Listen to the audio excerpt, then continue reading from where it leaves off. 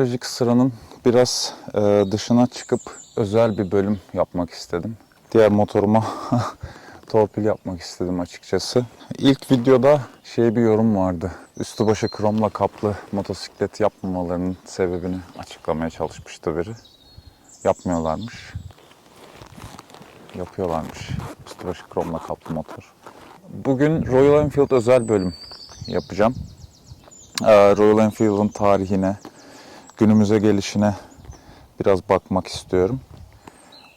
Royal Enfield dünyanın en eski seri üretim yapan motosiklet firması. 1901'de İngiltere'de kuruluyor. Ama 1901'de motosiklet üretmeye başlamasından çok önce George Townsend Co. diye bir firma 1850'lerde, 1853 olması lazım, iğne yaparak başlıyor serüvenine Royal Enfield aslında. 1880'lerde bisiklet üretmeye başlıyorlar. Ama 1890'larda finansal zorluklar yaşayınca firmanın ismi değişiyor, yatırımcılar da değişiyor. Ve Enfield Manufacturing Co. diye bir isimle yoluna devam ediyor.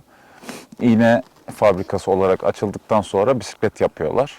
Ama 1901'de motosiklet üretmeye başlıyor firma. Ama 1901'den önce 1893'te İngiliz ordusuna silah ve mühimmat üreten bir firmayla bir işbirliğinde bulunuyorlar. Firmanın adı Royal Small Arms Factory. İngiliz ordusuna silah ve mühimmat üreten şirketle işbirliği yaptıktan sonra şu an günümüzde hala kullandıkları meşhur slogan "Made like a gun'ı kullanmaya başlıyorlar. Aslında böyle ortaya çıkıyor. Sloganın hikayesi de bu. Silah gibi yapıldı yani. Hala günümüzde de kullanılıyor Royal Enfield tarafından. Dediğim gibi ilk motosiklet 1901 yılında yapılıyor ve yine De Dion Bouton firmasının motor örneğini kullanarak yapıyorlar. Birçok firma De Dion Bouton kullanmış. Daha önceki videolarda da bahsetmiştim.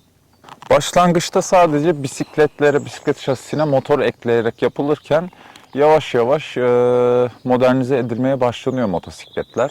Bir önceki videoda bahsetmiştim. Birinci Dünya Savaşı'nda da İngiliz ordusuna ve çeşitli müttefik ülkelerin ordularına iyi satışlar yapıyor Royal Enfield. Savaştan sonra 1920'lerde Enfield 350-500 cc gibi biraz daha büyük kapasiteli motosiklet üretimine başlıyor ve bu popülerliğini arttırıyor markanın.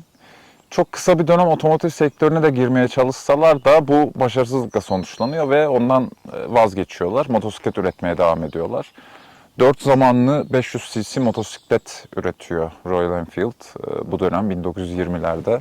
Ve çok tuhaf, 2. Dünya Savaşı sırasında yine tam kapasite motosiklet üretimine devam ediyorlar ve Flying Fleet diye bir motosiklet üretiyorlar. Bu motosiklet o kadar hafif ki paraşüt birlikleri paraşütle indikleri sırada motosikleti taşıyorlar ve paraşütle inip motorla devam ediyorlar cepheye gitmeye. WD-RE Royal Enfield olarak da biliniyor bu model. 125 cc bir model. Paraşüt birliklerince çokça kullanılmış. Buna 2. Dünya Savaşı videosunda daha detaylı değineceğim. Savaş sonrası dönem Royal Enfield için aslında çok büyük bir dönüm noktası oluyor. Bullet modelini tanıtıyorlar. 350 cc Bullet modeli. Ve Bullet modeli bir motosiklet firmasının ürettiği modeller arasında en uzun süreli üretime devam eden model oluyor. Günümüzde hala devam ediyor Bullet 350. Bullet tabii ki zamanla modernize edilse de temel tasarımını hala günümüze kadar koruyan çok nadir motosikletlerden biri. Ama Royal Enfield'ın tarihindeki en büyük dönüm noktası Hindistan pazarına girmesiyle oluyor.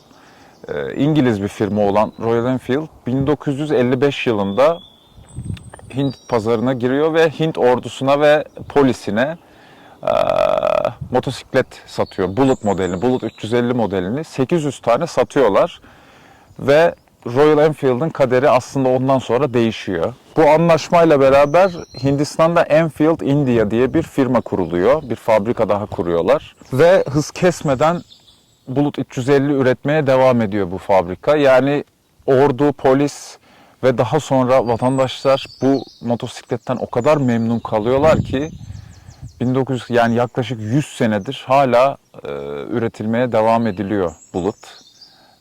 Hindistan için ve marka için çok büyük bir dönüm noktası oluyor. Buna birazdan yine değineceğim. 55'teki anlaşmadan sonra 62'de Royal Enfield'ın Hindistan fabrikası tam anlamıyla tam kapasite üretim yapar hale geliyor. Ve Hindistan'da inanılmaz popülerleşiyor. Bu sırada da 1965'te Continental GT, şu an gördüğünüz Continental GT'nin ilk modeli piyasaya sürülüyor.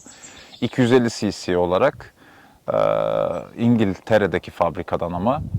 Interceptor'ın ilk modelleri de yine bu dönem üretiliyor. Interceptor 700 cc olarak tasarlanıyor. Bunun en büyük payı Japon motorlarının piyasaya yavaş yavaş hakim olmaya başlaması.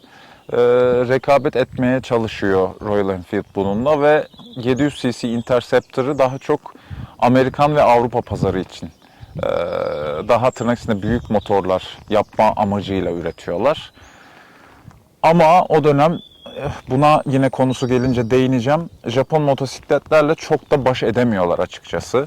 İngiltere'deki motosiklet piyasasının inanılmaz büyük bir düşüşe geçmesi Royal Enfield'ı da etkiliyor ve 1971'de İngiltere Redditch'teki fabrikasını kapatmak zorunda kalıyor.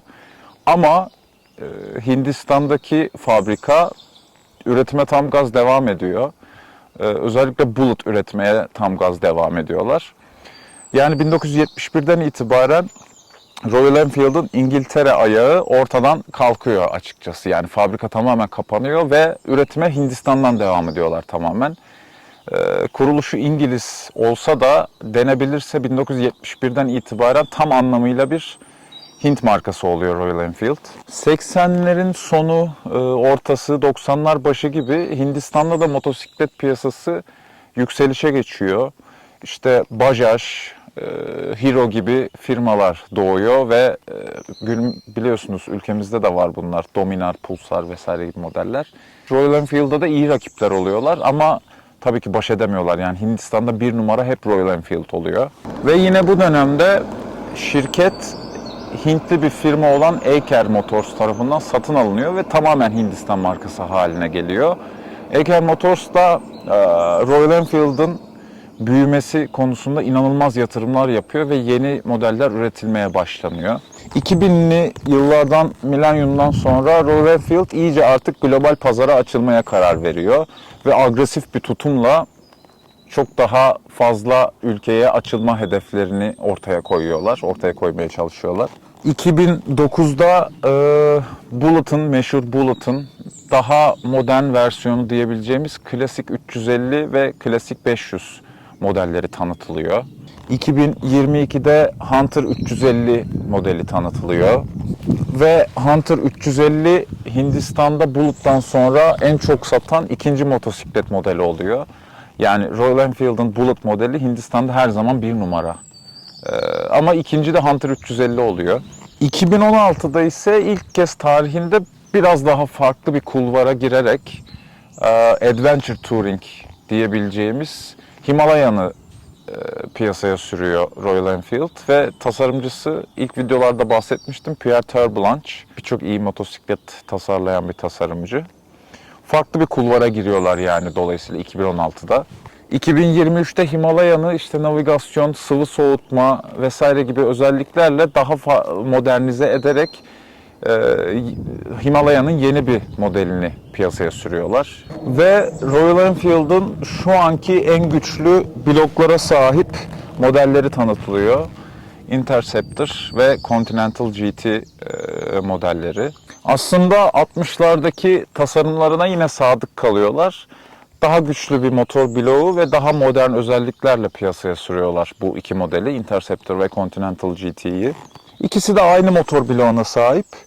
Sıklıkla tek farkının işte depo ve gidonları olduğu söyleniyor ama yani sırf gidon farkı bile başka bir model yapmaya yeterli bence o motosikleti.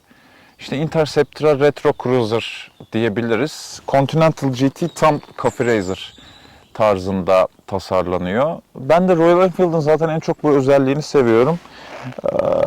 Köklerini reddetmeden o kültürel birikim ve mirasına saygı duyarak üretiyor bütün motosikletlerini. Hiçbir şekilde farklı, komplike modernizasyona gitmiyorlar. Her şeyi olabildiğince basit ve güzel tutmaya çalışıyorlar açıkçası. Zaten bu Cafe Racer kültürüne sonraki videolarda çok daha uzun gireceğim. O yüzden şimdilik bunu atlıyorum. 2020'de Meteor 350 ve 2023'te de Super Meteor 650 tanıtılıyor. Ve bu da aslında Royal Enfield'ın Himalayan'dan sonra bir farklı kulvara daha tam anlamıyla cruiser klasmanına daha sahip olmasına sebep oluyor. Ama dediğim gibi yine o klasik tasarıma hakim olup onu terk etmeden üretiyorlar modellerini. Meteor'u da Super Meteor'u da öyle. Royal Enfield bu konuda o kadar başarılı oluyor ki 2020'de Birleşik Krallığın en çok satan motosikleti Interceptor oluyor. Ve hatta 2015'te globalde Harley Davidson'ı geçmeyi başarıyor satışlarda Royal Enfield. Bunun birkaç sebebi var. 50'den fazla ülkede satış yapıyor artık Royal Enfield ve Avrupa ve Amerika pazarında muadillerine göre hep biraz daha uygun tutuyor fiyatlarını. İşte söz gelimi bir nebze rakibi muadili diyebileceğimiz Triumph Bonneville ile Royal Enfield Interceptor arasında yarı yarıyadan fazla fark var fiyat anlamında. Ya da Continental GT ve Triumph Truxton arasında, iki Cafe Racer diyebileceğimiz model arasında yine yarı yarıyadan daha fazla fiyat farkı var. Dolayısıyla bu işte orta segment diyebileceğimiz, Amerika için özellikle biliyorsunuz Amerika'da büyük cruiser'lar popüler olduğu için yani neredeyse 1000-1200 cc aşağısına küçük motor diyorlar onlar, orta segment diyorlar. Ona rağmen Amerika'da iyi satıyor Royal Enfield. Yani o orta segment motosiklet boşluğunu çok iyi dolduruyor açıkçası. Belki Birleşik Krallık'ta da vardır ama şimdi söyleyeceğim. Özellikle Hindistan'da Royal Enfield basit bir motosiklet firması gibi görülmüyor. Bir kültürel ikon, bir statü sembolü haline gelmiş Hindistan'da. Öyle görüyorlar firmayı. Yani ilk etapta ordu ve polisin binmesi, işte halk arasında dayanıklılığının yayılması, Hindistan için bir tür ikon haline gelmesi, vatandaşları arasında da, motosiklet tutkunları arasında da büyük bir hayranlığa yol açıyor.